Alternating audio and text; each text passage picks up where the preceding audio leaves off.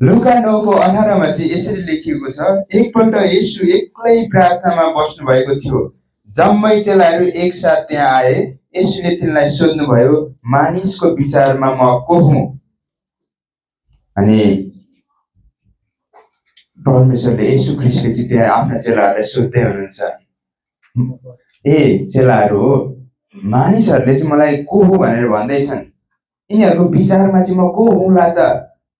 अनि आज पनि तपाईहरूको हृदयमा सोध्नुहोस्, तपाईँहरू आफैलाई सोध्नुहोस्, येशू ख्रीष्ट चाहिँ को हो? तपाईँहरूले चाहिँ येशू ख्रीष्टलाई को हो भन्दै हुनुहुन्छ होइन? तपाईँहरूले विचार गर्नुहोस् त, तपाईँहरूको घरमा सबै निर्णयहरू कसले लिँदैछ? सायद तपाईँको बुवाले लिनुहुन्छ होला, तपाईँको जेठो छोराले लिनुहुन्छ होला, अथवा तपाईँ आफैले पनि लिँदै हुनुहुन्छ कि तपाईँहरूको घरको लिडर चाहिँ को हो? किनभने एकजना निर्णय लिन्छ नि त, सबैले घरका सबै निर्णय लिन थाल्यो भने त्यो घर बाथा लिन भयो नि त। निर्णय चाहिँ एकजनाले लिन्छ घरमा। जस्तै अफिसहरूमा म्यानेजरले, हाकिमले निर्णय लिन्छ भने घरमा पनि एकजनाले निर्णय लिन्छ। अनि हाम्रो जीवनमा निर्णय लिन चाहिँ कसलाई दिँदैछौँ त? अनि आज तपाईँले आफैलाई सोध्नुहोस्, तपाईँको हृदयको राजा चाहिँ को हो है? अब बाइबलले चाहिँ के भन्छ भन्दा, प्रतिज्ञा गरेको राजा चाहिँ येशू ख्रीष्ट हुनुहुन्छ। बाइबलले चाहिँ राजा भनेर येशू ख्रीष्टलाई प्रतिज्ञा गरेको छ। जसरी यशाया 9:6-7 हामीले पढौँ भने, कुनै विशेष बालक जन्मदा त्यस्तो घटना हुनेछ, परमेश्वरले हामीलाई एउटा पुत्र दिनुहुनेछ, त्यही बालकले मानिसमाथि शासन गर्ने जिम्मेवारी लिनेछ। उहाँको नाउँ अचम्मका सल्लाहकार, पराक्रमी परमेश्वर, सनातनका पिता, शान्तिका राजकुमार कहलाउनु हुनेछ। उहाँको राज्यमा शक्ति शान्ति रहनेछ। दाउदको परिवारको यस राजा सदा अभिवृद्धि भइरहनेछ। यस राजाले सदा सदाको लागि धार्मिकता अनि न्यायका साथ देश शासन गर्नुहुनेछ। सेनाहरूका परमप्रभुसित आफ्ना मानिसहरूप्रति उत्कट प्रेम छ। यस उत्तेजित जोशले गर्दा यो सबै उहाँद्वारा गरिनेछ है। हाम्रो राजा चाहिँ शासन गर्नको लागि चाहिँ येशू ख्रीष्ट आउनुभएको रहेछ। को आउनुभएको रहेछ? अनि यो वचन देखेर चाहिँ त्यहाँका मानिसहरू चाहिँ अब हाम्रो लागि चाहिँ राजा येशू ख्रीष्ट आउँदै हुनुहुन्छ। अब उहाँले चाहिँ हामीलाई सबै कुरा पुर्याइदिनु हुनेछ। यो सबै समस्याहरूबाट चाहिँ हामीलाई छुटकारा दिनुहुनेछ भने त्यहाँका मान्छेहरू चाहिँ पुरा के भयो? जोसिए। भजन सङ्ग्रह 89:35-36 पनि यहाँ पढौँ त। उहाँले चाहिँ दाउदसित कहिले नटुट्ने एउटा प्रतिज्ञा गर्नुभएको छ। यहाँ मेरो पवित्रतामा उनीहरूप्रति एक प्रतिज्ञा गरेको छु, अनि म दाउद प्रति झुटो हुने छैन।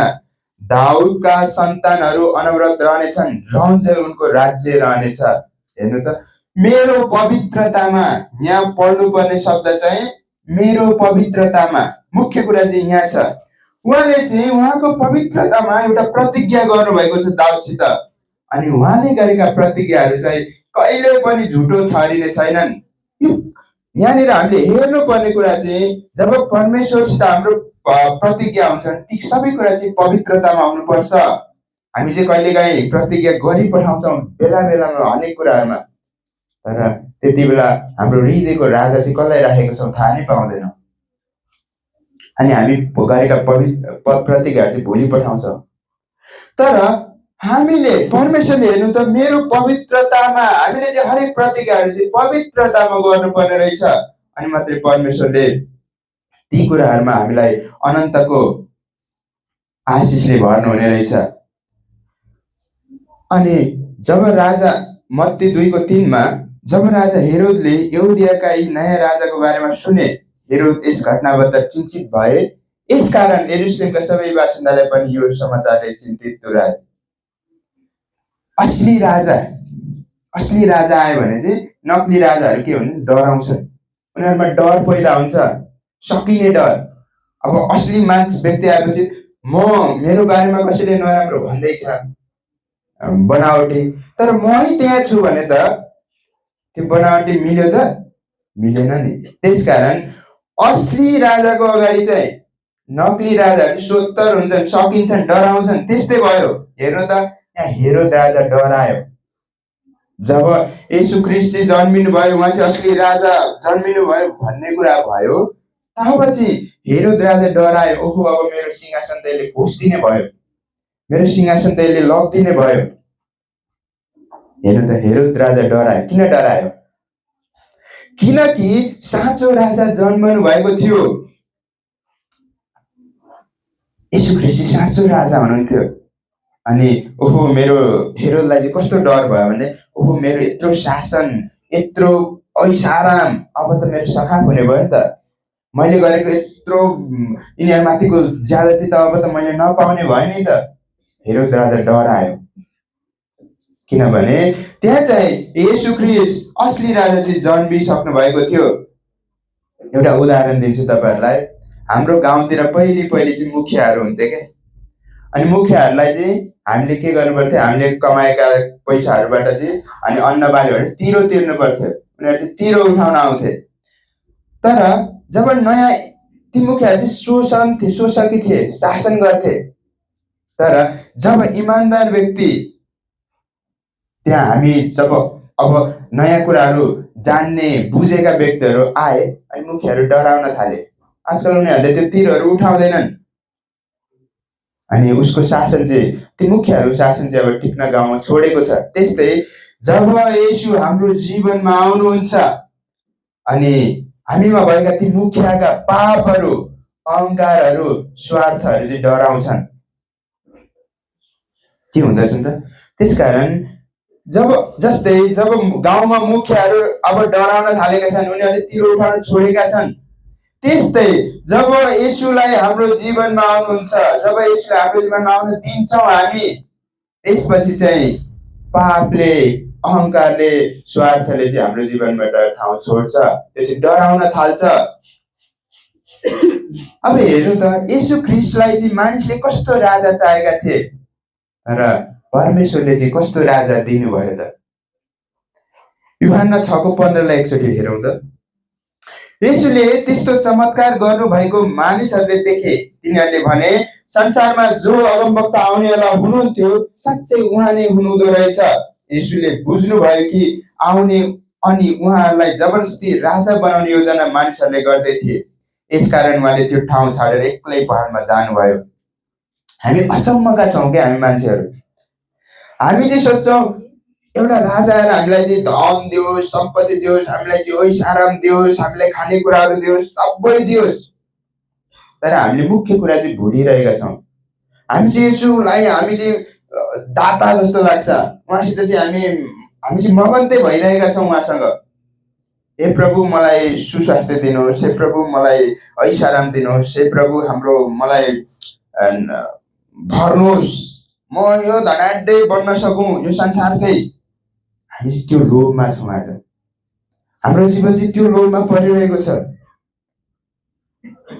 किनभने येशूलाई चाहिँ त्यहाँका मान्छेहरूले पनि उहाँलाई भौतिक राजा बनाउन खोजिरहेका थिए।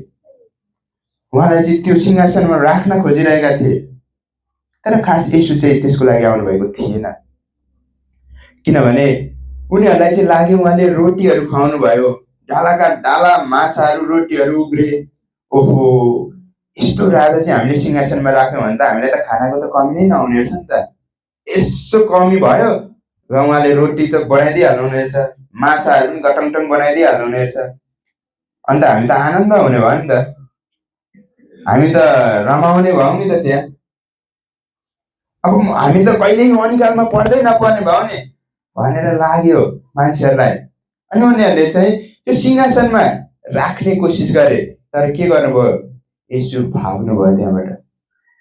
हामी पनि आज कतिचोटि उहाँलाई हाम्रो भौतिक सिंहासनमा राख्न खोजिरहेका छौँ भने सायद तपाईँको जीवनबाट येशू भाग्नुहुन्छ। हामीले याद गर्नुपर्छ यो कुरालाई।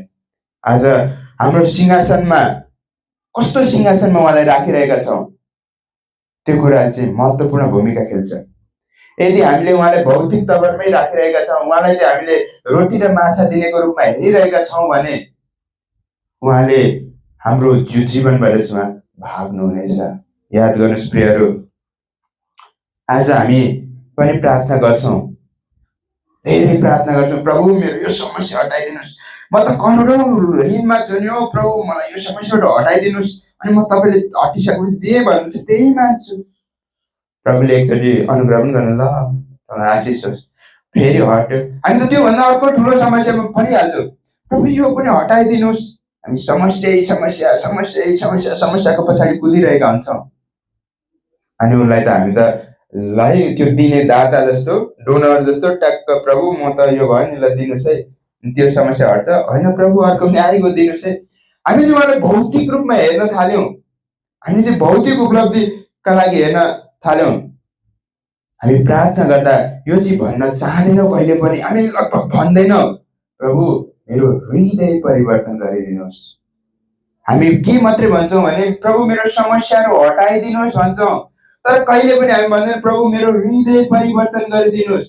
आज भन्नुहोस्, तपाईँ आफ्नो हृदयलाई भन्नुहोस्, प्रभु आजदेखि मलाई मेरो हृदय परिवर्तन गरिदिनुहोस्, तपाईँको हृदय मेरो जीवनमा हालिदिनुहोस् भनेर भन्नुहोस्।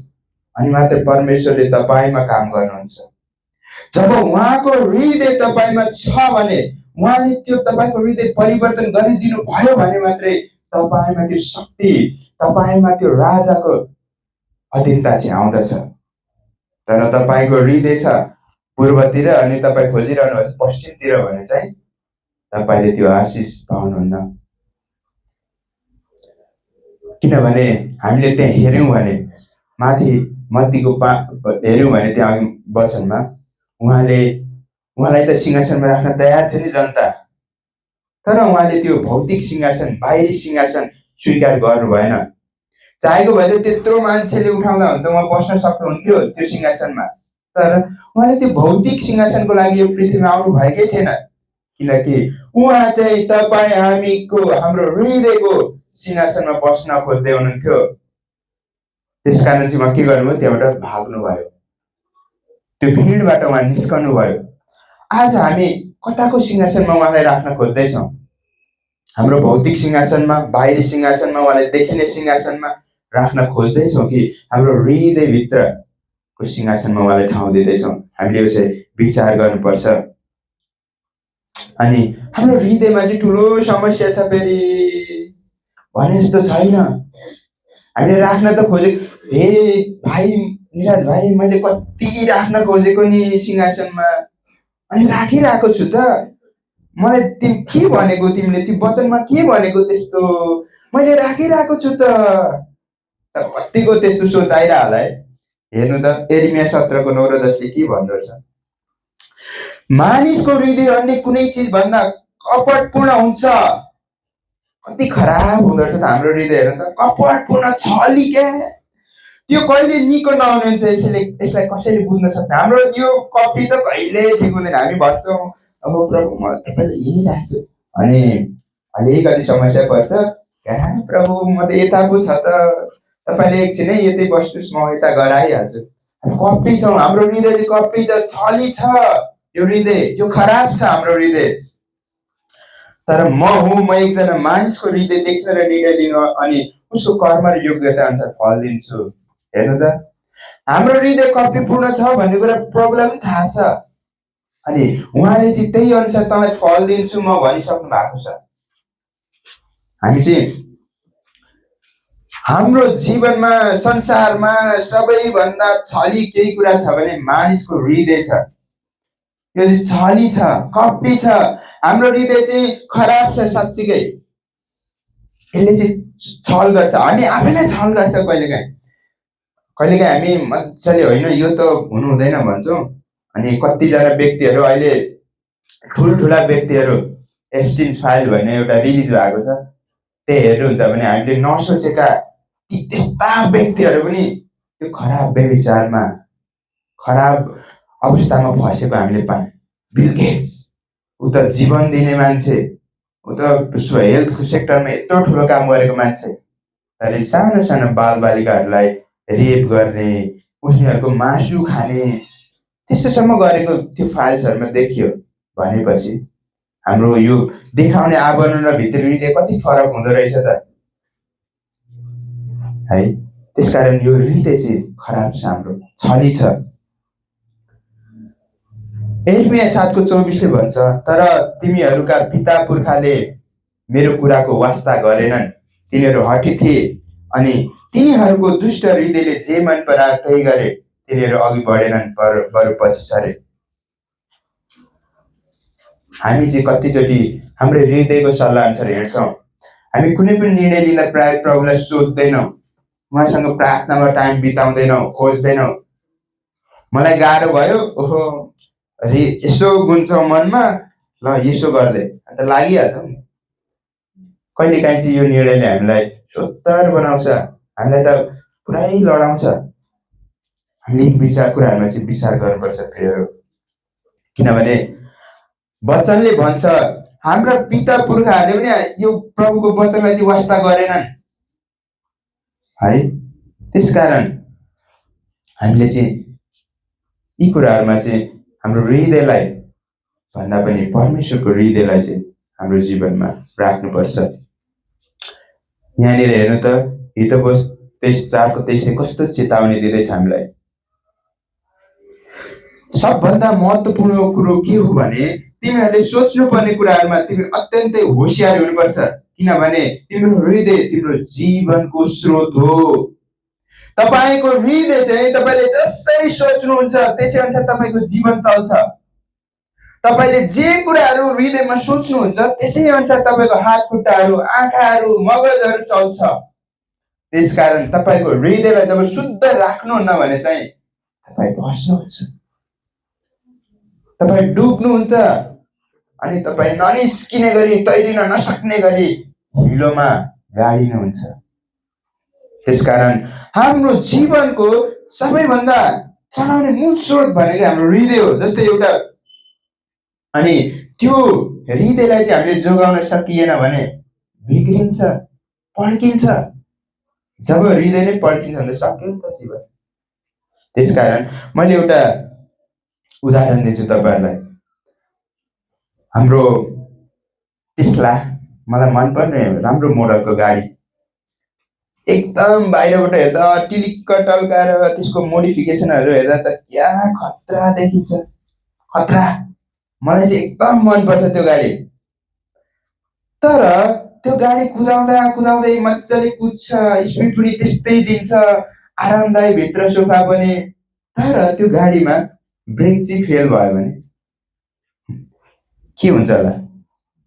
त्यो दुर्घटना निश्चित छ नि। कुदिरहेको गाडीमा ब्रेक फेल भयो भने त केही गरी रोकिँदैन त हैन? दुर्घटना त निश्चित छ।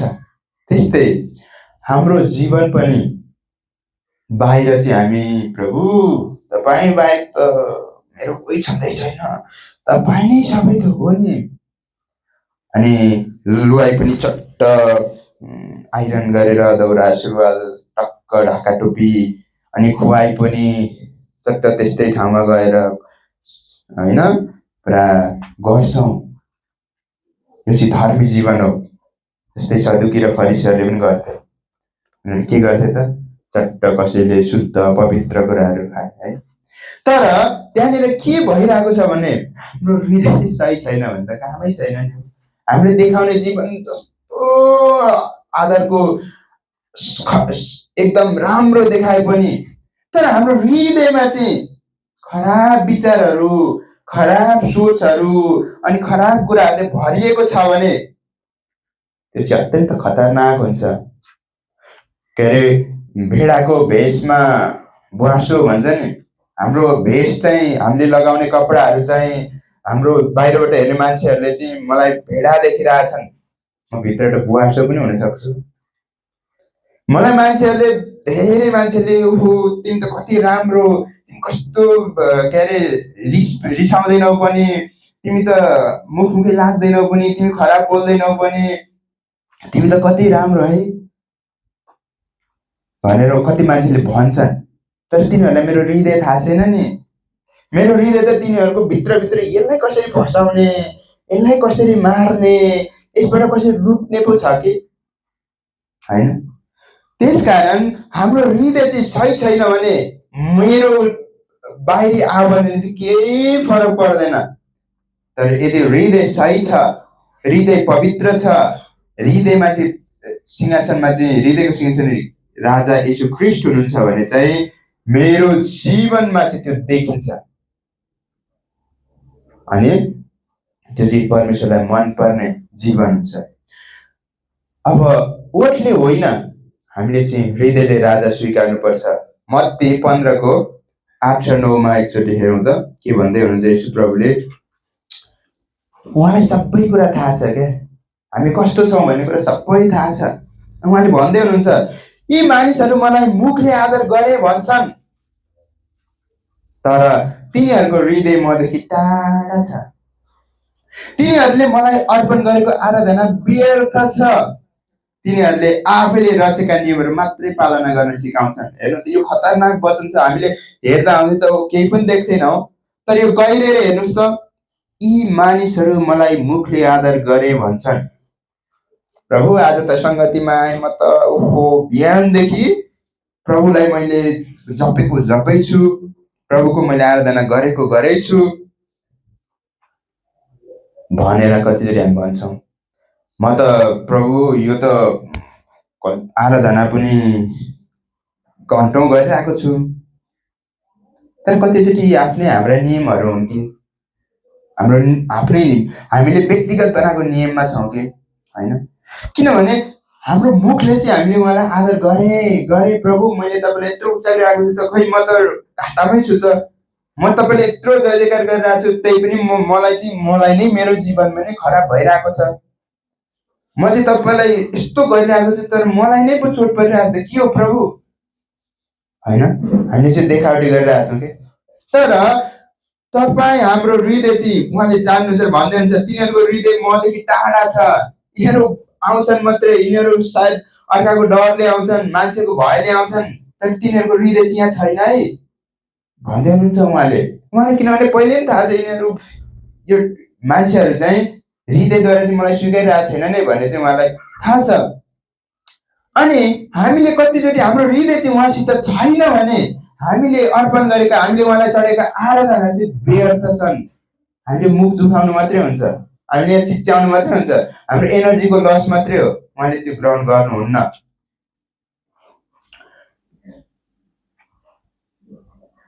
एउटा मिठो उदाहरण हेरौँ न, कसरी किन ग्रहण नगर्नु भएको रहेछ त प्रभु, म कराइरहेको छु त, यहाँ चिच्याइरहेको छु, किन ग्रहण नगर्नु भएको मेरो आराधनाहरू चाहिँ। यत्रो यहाँ पुलपिटमा आएर पुरा हात उचाली तपाईँलाई आराधना गरिरहेको छु, फेरि तपाईँले किन ग्रहण गर्दैन भन्नु भइरहेछ किन।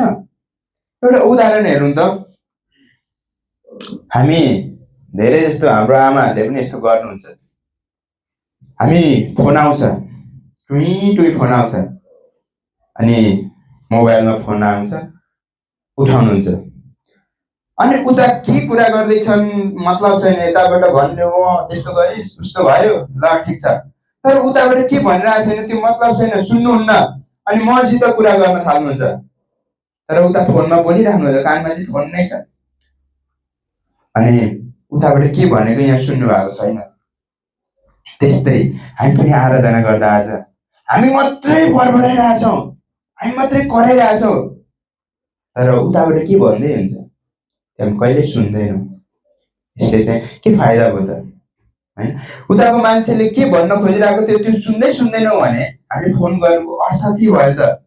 त्यस्तै प्रभुले हाम्रो जीवनमा के भन्दै हुनुहुन्छ, के गर्दै हुनुहुन्छ त्यो सुन्दैनौँ भने चाहिँ हामीले गरेको कुराहरू, हामीले बोलेका कुराहरू, हामीले गरेको आराधनाहरू चाहिँ व्यर्थ छन्।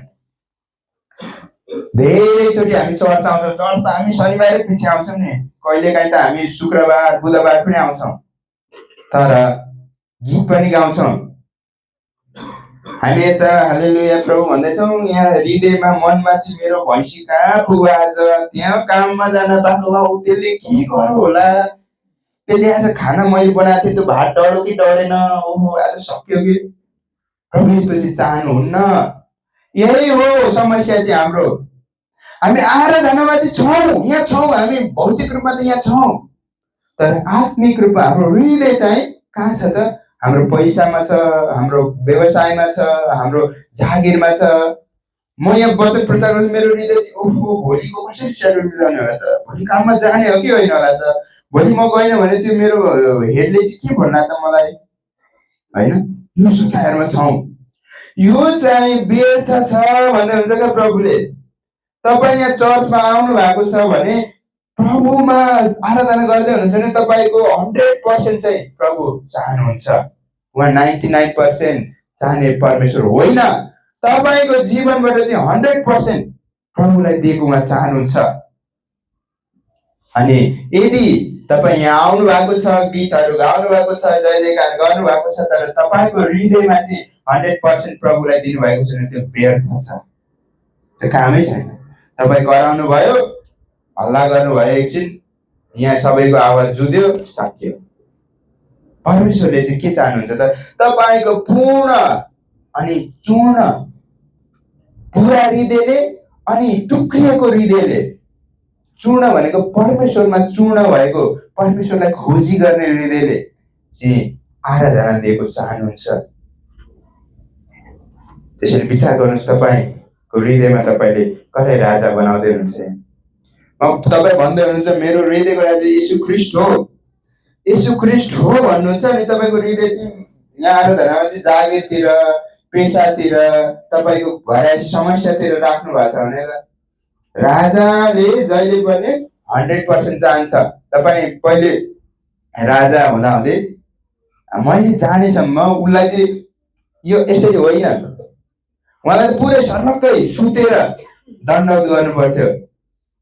मतलब उसलाई चाहिँ झुकेर मात्रै होइन, पूर्ण सुतेर चाहिँ दण्डवत गर्नु। त्यस्तै हामी संसारको राजालाई चाहिँ त्यति नियम पालना गर्छौँ, तर हाम्रो आफ्नै हृदयको राजालाई चाहिँ हामी यो ठाउँै दिँदैनौँ भने चाहिँ त्यो पनि व्यर्थ छ।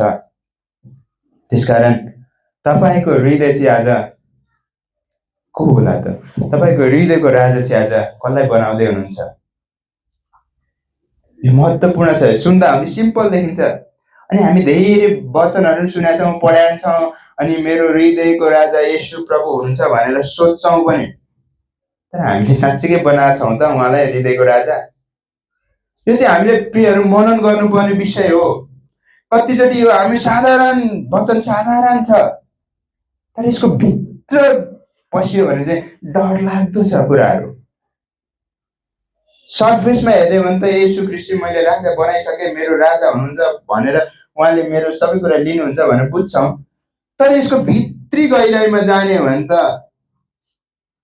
है राजा त हुनुहुँदो रहेछ, तर मेरो आराधना नै अहिलेसम्म सुनाइ भएको रहेनछ, मैले चढाएका प्रार्थनाहरू नै सुनाइ भएको रहेनछ। किनभने मैले उहाँलाई 100% आफ्नो हृदयको राजा त मानेकै रहेनछु नि त। मैले त मेरो समस्यालाई राजा बनाइरहेको रहेछु, मेरो व्यक्तिगत विचारहरूलाई राजा बनाइरहेको रहेछु, मेरो व्यक्तिगत चिजहरूलाई राजा बनाइरहेको रहेछु। कतिचोटि जनहरूले व्यक्तिगत म सायद हाम्रो हिजो कुरा गर्दै थियो हामी जवानहरूसित, म लभ पर्यो अरे मेरो, मानिलिउँ अहिलेसम्म परेको छैन, पर्यो अरे। लभ परेपछि चाहिँ म एउटा केटीसँग चाहिँ म घन्टौँ बिताइदिन सक्छु आरामले। ओहो के खायौ तिमीले, कस्तो राम्रो तिम्रो गाला, कस्तो राम्रो आँखा, आहा, म घन्टौँ बिताइदिन सक्छु। मजा आउने के बोल्दा पनि। ओहो न कटाइदिए हुन्थ्यो फोन, है भिडियो कल नकटाइदिए हुन्थ्यो, त्यो मजा आउने। तर हामी प्रार्थना कति बेरसम्म गर्छौँ? 10 मिनट। ओह कस्तो धेर भयो, अब सुत्नुपर्छ। हाम्रो जीवन चाहिँ यस्तो छ। अनि हाम्रो व्यक्तिगत प्रेमी चाहिँ येशू ख्रीष्ट हुनुहुन्छ, अनि हामी उहाँलाई नै है तपाईँ साइडमा है एकछिन, म त यता आफ्नै व्यक्तिगत उसमा छु। त्यो चाहिँ हाम्रो जीवन त्यस्तो भइरहेको छ। हामी व्यक्तिगत जीवन चाहिँ परमेश्वर कस्तो छ त्यसले चाहिँ तपाईँको हृदयको राजाको निर्धारण हुन्छ। मैले त मेरो गर्लफ्रेन्डलाई मेरो राजा बनाइदिएँ हृदयको, मैले त मेरो पेसालाई, मेरो जागिरलाई मेरो हृदयको राजा बनाइदिएँ। मलाई टेन्सन छ म कतिहरू सङ्गति सक्छ र टक्क काममा गएर गरिहालौँ भन्ने, त्यो अहिले आराधना सङ्गतिमा मलाई टेन्सन भइरहेको, छटपट्टि भइरहेको हुनसक्छ। तर यो चाहिँ व्यर्थ छ, यो व्यर्थ हुन् सबै कुराहरू। तपाईँले चाहिँ प्रभु येशू ख्रीष्ट के चाहनुहुन्छ भन्दा यदि तपाईँ उहाँलाई तपाईँको हृदयको राजा बनाउन चाहनुहुन्छ भने तपाईँले 100% तपाईँको हृदय चाहिँ परमेश्वरलाई दिनै पर्छ। नत्र तपाईँले गरेका पश्चातापहरू, तपाईँले गरेका सबै प्रार्थनाहरू चाहिँ ती व्यर्थ छन्, ती माथि सुनवाई हुँदैनन्, किनभने तपाईँको कनेक्सनै छैन। 100% तपाईँले हृदय दिनुभएकै छैन त त्यो नेटवर्क रहेको बेलामा उताबाट के भन्छ अनि यता क्यार क्यार मात्रै आउँछ, सुनिँदैन नि त। त्यस्तै तपाईँ हाम्रो कनेक्सन चाहिँ परमेश्वरसँग छैन भने त्यो व्यर्थ छ। त्यसकारण फेरि लुका 9:18 एकचोटि पल्टाउनुहोस् र सुन्नुहोस् त। एकपल्ट यसले एक्लै प्रार्थना बस्नु भएको थियो, जम्मै चेलाहरू एकैसाथ त्यहाँ आए। यसुले तिनीहरूलाई सोध्नुभयो, मानिसको विचारमा म को हुँ? तपाईँ आफैलाई सोध्नुहोस् त, तपाईँको विचारमा येशू ख्रीष्ट को हुनुहुन्छ? यत्रो वचन सुन्नुभयो, अहिलेसम्म तपाईँ मसँग रहनुभयो, अहिले विचार गर्नुहोस् त। यो मैले सोधेको प्रश्न होइन, ख्रीष्ट आफैले सोध्नु भएको प्रश्न हो। मानिसको विचारमा येशू ख्रीष्ट को हुनुहुन्छ? तपाईले विचार गर्नुहोस्, तपाईँको विचारमा चाहिँ उहाँ को हुनुहुन्छ? उहाँ रोटी दिने व्यक्ति हुनुहुन्छ कि तपाईँको हृदयले नै परिवर्तन गर्ने परमेश्वर हुनुहुन्छ? उहाँ तपाईँको बाहिरी सिंहासनको राजा हुनुहुन्छ कि भित्री हृदयको राजा हुनुहुन्छ? कहिलेकाहीँ चाहिँ हामी उहाँलाई बाहिरी रूपमा राजा मान्छौँ अनि भित्री हृदयमा चाहिँ अरूलाई नै राजा बनाइरहन्छ। जस्तै मैले अघि उदाहरण दिएँ, म आफ्नो गर्लफ्रेन्डसँग चाहिँ घन्टौँ समय बिताउन सक्छु, मैले चाहिँ उसलाई आफ्नो हृदयको राजा बनाइराखेको छु। तर बाहिरी रूपमा कसैले सोध्यो भने तपाईँको राजा चाहिँ को हो त भन्दा येशू प्रभु हुनुहुन्छ, यहाँ उहाँ चाहिँ मेरो राजा हो, मेरो मुक्तिदाता हो भनेर भन्छौ। तर भित्र चाहिँ तिम्रो लागि त म आकाशको तारा, जुन सबै यही पृथ्वीमा ल्याइदिन्छु नि भनेर चाहिँ हामी भनिरहेका हुन्छौँ। ती सबै व्यर्थ छन्। अनि अब अहिले तपाईँलाई केही प्रश्नहरू पनि सोध्छु म। आज येशू ख्रीष्टलाई तपाईँ राजा बनाउन चाहनुहुन्छ त? तपाईँको पूर्ण हृदय आज येशू ख्रीष्टलाई दिन चाहनुहुन्छ? विचार गर्नुहोस्, मनन गर्नुहोस् अहिले। कि तपाईँको पैसा, समय र सम्बन्धको राजा बनाउन चाहनुहुन्छ? कि अरू नै कोही तपाईँको सिंहासनमा पहिले नै विराजमान भएर बसेको छ? आफूलाई हेर्नुहोस्, आफूलाई निहाल्नुहोस् यो समय चाहिँ। किनभने येशू चाहिँ कहिले पनि बल जतिले हे त हट म राजा बन्छु भनेर आउनुहुन्न। उहाँले भन्नुभएको छ नि, म ढोकामा बसेर ढकढकाउँछु, जसले खोल्छ ढोका खोलेपछि म भित्र आउनेछु। अनि हामी कसैको घरमा जान्छौँ, ढ्याकढ्याक ढोकामा हान्छौँ, उसले ढोका खोलेन भने हामी केही समय बस्छौँ तर फर्किन्छौँ नि, होइन? तर येशू प्रभु चाहिँ त्यस्तो हुनुहुन्न। उहाँ चाहिँ ढोकामा बसेर ढकढकाइरहनुहुन्छ अनि उहाँ चाहिँ तपाईँलाई पर्खिरहनुहुन्छ। जब तपाईँले त्यो ढोका खोल्नुहुन्छ, येशू चाहिँ तपाईँको हृदयको राजा बन्न तयार हुनुहुन्छ। तर उहाँ ढोकामा ढकढकाइरहनुहुन्छ, तपाईँले सुन्नु भएन भने चाहिँ तपाईँले त्यो समय चाहिँ व्यर्थमा जानेछ। अनि कतिचोटि हाम्रा दिनदिनका कुराहरूमा, हाम्रो दिनदिनको कामहरूमा मैले जहिले पनि भन्ने गर्छु, हाम्रो 10% दशांश मात्रै होइन, प्रभुले खोज्नु भएको 10% हाम्रो भौतिक कुराहरू मात्रै होइन, तर हाम्रो जीवनको 10% पनि उहाँलाई नै दिन भन्नुभएको छ। मतलब हाम्रो समयको 10% दशांश, हाम्रो कमाइको दशांश, सबै चाहिँ प्रभुले चाहनुहुन्छ। कहिलेकाहीँ चाहिँ मैले त्यत्रो दशांश मण्डलीमा चढाएको छु त, मण्डलीले मैले त्यत्रो दशांश दिएको छु त, अझै म किन त्यो सङ्गतिहरूमा जानुपर्ने, अझै म किन त्यहाँ आउनुपर्ने भनेर प्रश्न गरिरहनु। तर प्रभुले चाहिँ तपाईँको व्यक्तिगत समय, तपाईँको जीवनको 10% चाहिँ उहाँले नै माग्नु भएको छ। तपाईँ त्यसैको लागि सृष्टि गरिनु भएको हो। तपाईँको सृष्टि चाहिँ उहाँको आराधना गर्नको लागि बनिएको हो। तपाईँको सृष्टि चाहिँ उहाँको महिमा गर्न, उहाँको वचनद्वारा हिँड्न, उहाँको काम गर्नको लागि बनाइएको।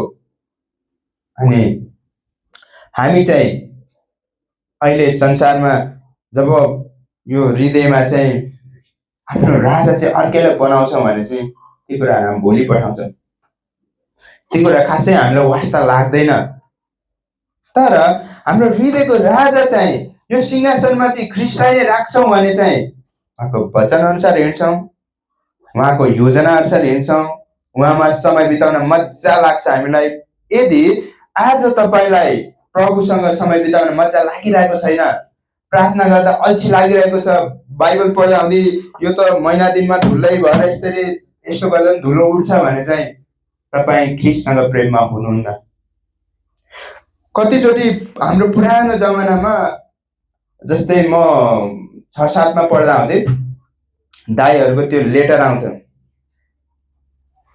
अनि म चाहिँ सम्भाग थिएँ त्यो लेटर पठाइदिने बोक्ने। अनि ती लेटरहरू चाहिँ पढ्न मजा आउँथ्यो क्या। त्यो लभ लेटरहरू मजा एकदम कस्तो खिपेर लेखेको शायरीहरू लेखेको त्यो मजा लाग्ने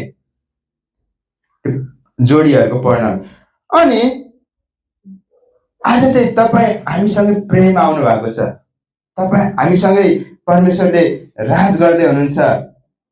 अनि यो प्रेम पत्र पढ्नलाई हामीलाई बहुत अल्छी लाग्छ, बोरिङ लाग्छ। यहाँ भित्र पढ्नु भने कति राम्रो राम्रो कुरा लेखिदिएको छ। आहा है, उहाँले त हाम्रो लागि त्यो तारहरू यहीँ झारिदिनु भएको छ त। उहाँले त हाम्रो लागि सारा कुराहरू यहीँ उपलब्ध गराइदिनु भएको छ त। हामीले भन्नुभन्दा अगाडि नै यहाँ ल्याइदिनु भएको छ। तर पनि हामी अल्छी लाग्छ।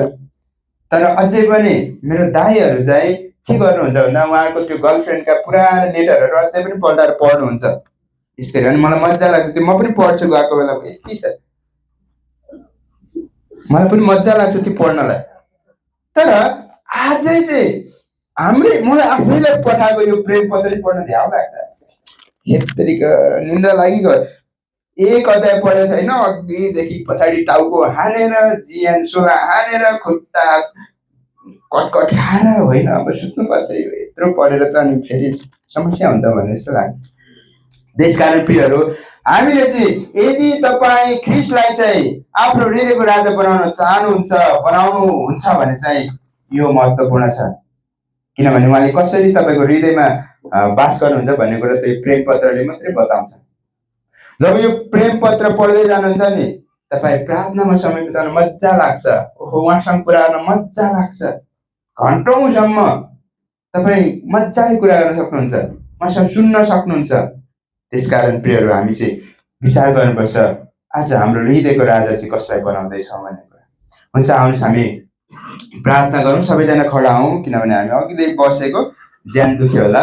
आउनुहोस् हामी परमेश्वरलाई चाहिँ मेरो हृदयको राज गर्नुहोस्, म पूर्ण हृदयले तपाईँलाई स्वीकार्छु अनि मेरो पूर्ण हृदयमा तपाईँलाई ठाउँ दिन्छु, मेरो पूर्ण हृदयमा चाहिँ तपाईँले सिंहासन खडा गर्छु भनेर चाहिँ मलाई भन्नुहोस्।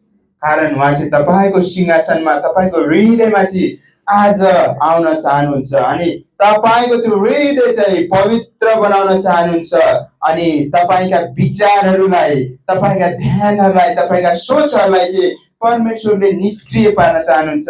यदि कुनै त्यो हृदयमा चाहिँ कुनै अझै अर्कै कुराहरूले राज गरिरहेको छ भने चाहिँ आज तपाईँबाट त्यो हटाउन चाहनुहुन्छ।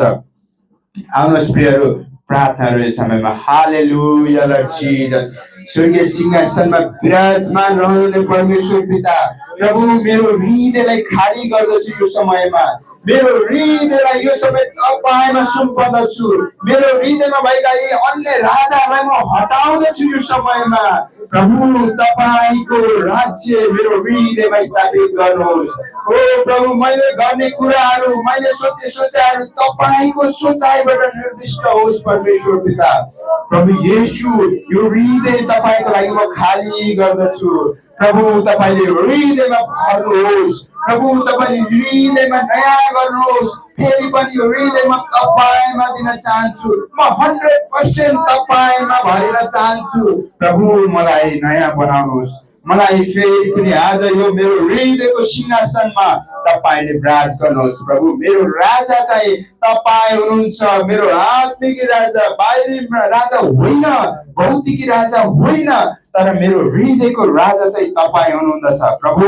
यो हृदयमा म तपाईँलाई सुम्पर्दछु प्रभु। सहायता गर्नुहोस् प्रभु, आउनुहोस् प्रभु, मलाई डोर्याउनुहोस् प्रभु। मलाई तपाईँको योजना अनुसार, तपाईँको विचार अनुसार, तपाईँको निर्णय अनुसार ममा राज गर्नुहोस् प्रभु। प्रभु धन्यवाद प्रभु। सबै कुरा तपाईँकै हातमा राख्छौँ, बिन्ती प्रार्थना चढाउँछौँ येशू प्रभुको उच्च अनि पवित्र नाममा, आमेन। हुन्छ, धन्यवाद। सबै बस्नु होला।